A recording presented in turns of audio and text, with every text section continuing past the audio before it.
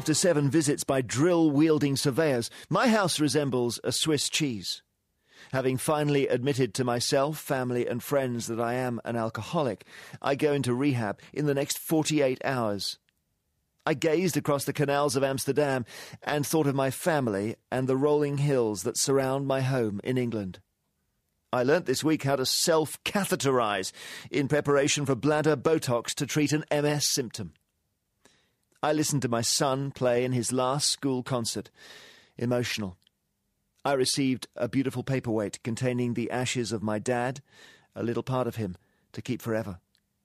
We started lambing with the usual ups and downs, but twins tonight delivered unassisted to a really old girl has made it all worthwhile.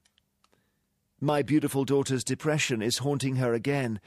I wish I could wave a magic wand and make her better. She's 17. When I took on an elderly cat, I tried not to get attached, but now he's approaching the end. I'm not sure I succeeded. Collecting plankton, I found the most beautiful and unusual Atlantic creatures driven to the coast by the rough weather. Online tracking tells me my parcel has reached outward RDC volumetric acceptance, so that's all right then. I do not consider us posh, but I found out last week that our cleaner uses silver polish on the toaster. I found a letter in a skip from a Dutch prisoner of war written to his mother from a camp in Japan. I think I will hang it up to remind me not to complain so much. I lost my faith in human nature after being conned out of £180 for music festival tickets. Charged the electric car after the morning school run from the new solar panels on the roof, so now I'm driving on sunlight. After years of legal uncertainty, I finally inherited a small share of the house in Ireland, where I was conceived 70 years ago. The first anniversary of leaving my post as a top civil servant following a period of depression, I'm well but bored.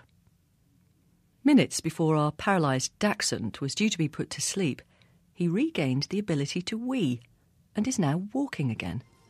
A respectable-looking man sat next to me on the bus. He opened a 2-pack of cream cakes and proceeded to scoop up all the cream with his fingers. 11 years ago, our daughter was in intensive care in Nairobi after reacting to a malaria drug. This weekend, she runs the London Marathon, raising money to help children with malaria. Just watched Ruth Wilson as Jane Eyre. How could anyone better it? I bought my niece an Easter egg, took it home, put it on the kitchen table while I was cooking, and then ate it. I'll have to buy her another one now. This left-hander has finally learned to crochet, thanks to YouTube. I'm now surrounded by granny squares. Help! After 50 years of waiting, I now own a Jaguar. I've just found a big box in my attic full of newspaper cuttings from the 60s and 70s. It's absolutely fascinating, and I didn't know it was there. While we prepared for my 80th birthday party, someone came into our house and stole 2 yellow wooden chairs. Last night a fox came quietly to my garden, where it buried a hen's egg among the daffodils. After clutching the phone to my ear for 30 minutes, while my friend unburdened herself, I found I had pins and needles in my hand. My wife and I looked at our pension pot and faced the uncomfortable question, so why are we still working? On Sunday, a stranger asked me whether I was a mother. I said no, I wasn't. He then handed me a lovely bunch of daffodils. I cried. I've just had my first experience of tubing, sliding down a dry ski slope in something that looks like a big round donut. My birthday weekend away, I fell over and caused over £200 worth of damage to my glasses. At the age of 65, I learned from a YouTube clip how to dismantle a lawnmower carburettor.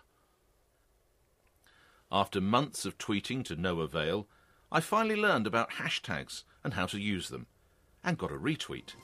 I misread dishwashing soap for dishwasher soap, so flooded my friend's kitchen.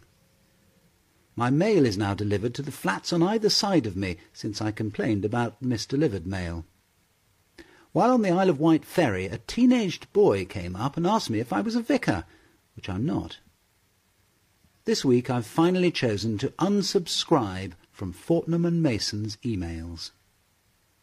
The highlight of our book group meeting on Monday was my realization that I know someone with a mother-in-law from Vladivostok. My consultant failed to prescribe the new magnetic migraine treatment, so I cross my fingers and try to overcome the migraines by sheer willpower. Monday evening I had my gallbladder removed. Tuesday afternoon I went home from hospital. Our daughter completed the London Marathon ahead of the dinosaurs and the man with the fridge on his back. A triumph.